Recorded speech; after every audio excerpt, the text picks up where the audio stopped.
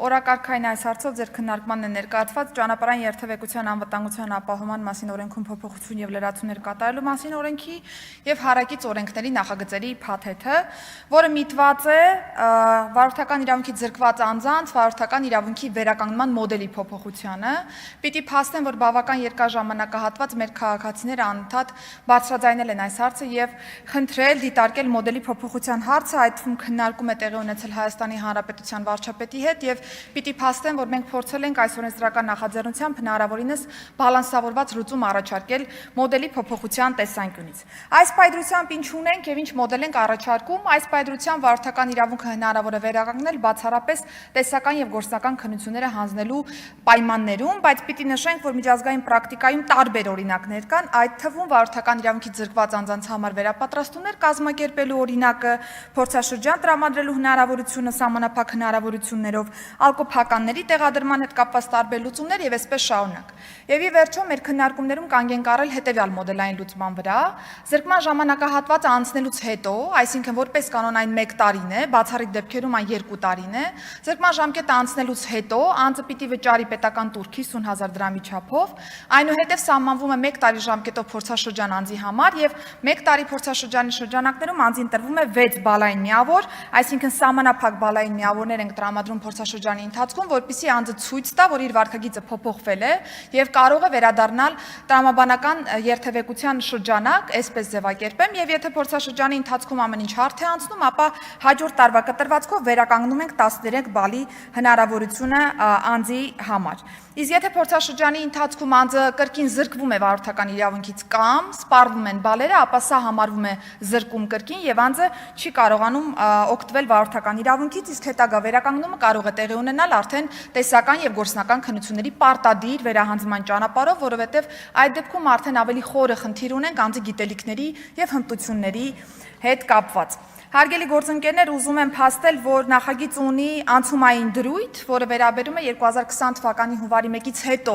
զրկված անձանց մինչև այս օրենքն ուժի մեջ մտնելու պահը զրկվածներին, որոնք կկարողանան դիմել եւ վերականգնել իրենց վարորդական իրավունքը, ընդ որում երկու հնարավոր իրավիճակ կարող է լինել, ինչ եթե օրենքն ուժի մեջ մտնելու պայմաններում արդեն զրկման ժամկետը ավարտվել է, այսինքն 1 տարին ավարտվել է, ապա օրենքն ուժի մեջ մտնելուց հենց հաջորդ օրը կարող են դիմել, վճարել պետական տուրք եւ ստանալ փորձաշրջան 6 բալային միավորների տրամաբանության մեջ, իսկ եթե դեռ օրենքն ուժի մեջ մտնելուց հետո կա որոշակի ժամանակահատված մինչև 1 տարվա սպառվելուն, ապա սպասում ենք մինչև 1 տարին սպառվում է, վճարում է պետական տուրքը անձը եւ կարողանում են կրկին վերադառնալ փորձաշրջանի ռեժիմին, տալով 6 բալային միավոր։ Եվ ուզում եմ նորից շեշտել, եթե սպառվում է 6 բալը փորձաշրջանի ընթացքում կամ զրկվում է անձը, ապա վերադառնում են կրկին տեսական եւ գործնական քննությունների ձևաչափին։ Ուզում եմ հատուկ փաստել, որ սա վերաբերում է Հայաստանի Հանրապետության ոստիկանության կողմից վարչարության հետևանքով զրկված անձանց վարորդական իրավունքի վերականգնմանը, այսինքն չի վերաբերում օտարերկրապետությունների կողմից կամ Հայաստանի Հանրապետության դատարանների կողմից զրկման իրավիճակներին, ինչպես նաև այն դեպքերին, երբ որ անձը վարորդական իրավունքը զրկվել է իրավունքից, այսինքն իրավունքը դադարել է, եթե կա առողջական որևէ խնդիր, որը որ թույլ չի տալիս օգտվելու վարորդական իրավունքից։ Հակիրճ թերևս այսքանը, հարգելի գործընկերներ, հարցերի դեպքում սիրով։ Շնորհակալություն։ Հարցերի դեպքում գրանցում համեցեք։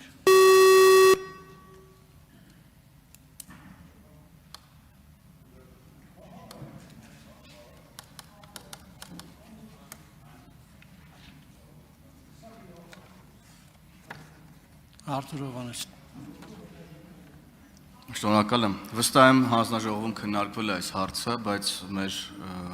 ժողովրդի համար նաև այս ամբիոնից կարևոր է որ հնչեցնեք։ Ես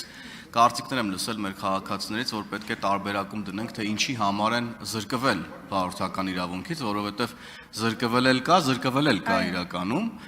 եւ հատկապես անդրադառնում են ոչ ստապ վիճակի պատճառով վարորդական իրավունքից զրկվելու հանգամանքներին։ Մենք որևէ տարբերակում չենք դնում, ես որքան հասկացա, դուք ինչ դիտարկում ունեք այս տարբերակման վերաբերյալ։ Շնորհակալություն կարևոր հարցադրման համար, պարոն Հովհաննիսյան, այո, նմանատիպ քննարկում կա եւ ես ինքս էլ կողմ եմ շատ ավելի թիրախային լուծումների, բայց երբ որ մենք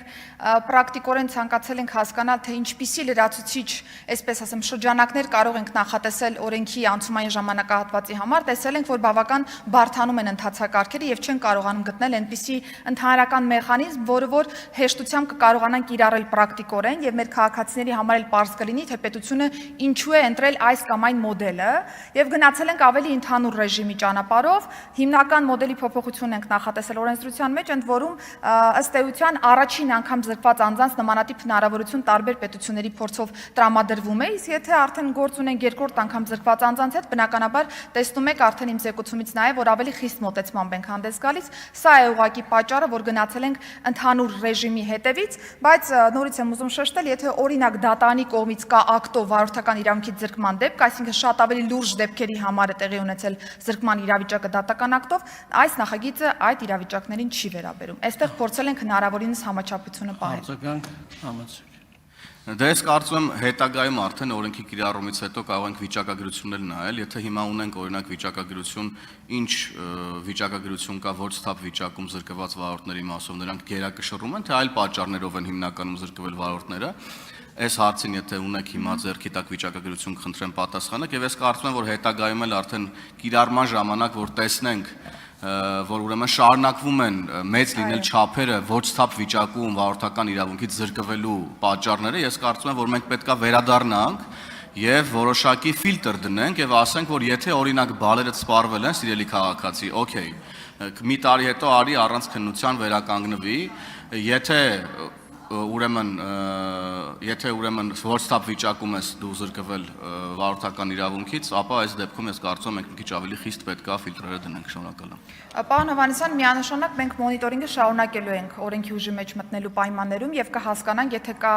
ինչ-որ չարաշահումներ որպես այդպեսին, կփորձենք վերադառնալ եւ հասկանալ ինչպիսի համաչափ արձագանք կարող ենք ունենալ։ Ես ուղղակի անդրադառնալով ձեր հարցադրման առաջին մասին նշեմ, որ անցած տարվա կտրվածքով հիմնական մասը հենց ոչ սթափ վիճակում վարելու հետևանքով զրկված անձանց է վերաբերում եւ եթե 20 թվականի հունվարի 1-ից հանենք մինչեւ 26 թվականի մայիսը, մենք իդենտիֆիկացրել ենք ծրագրի, այսինքն նախագծի շահառու հանդիսացող 16026 վարորդի, որոնք հանդիսանալու են նախագծի շահառու, բայց կհասկանանք, թե ովքեր են օգտվելու նաեւ այս նախագծից, որովհետեւ պարտադիր չէ, որ բոլոր շահառուները օգտվեն եւ 1087 անձինք չեն հանդիսանալու ծրագրի շահառու, օրենսդրական նախաձեռնությունից օգտվող շահառուներ որպես այդպեսին, որովհետեւ կամ այլ պետությունների կողմից են զրկվել կամ Հայաստանի Հանրապետության դատարանների կողմից եւ այսպես շարունակ մենք ես ուզում եմ հստակ ասել, որ շարունակելու ենք մոնիտորինգը եւ եթե նկատեցինք որևէ շահարկում, որևէ չարաշահում այս մոդելի, հանդես կգանք փոփոխությունների առաջարկով։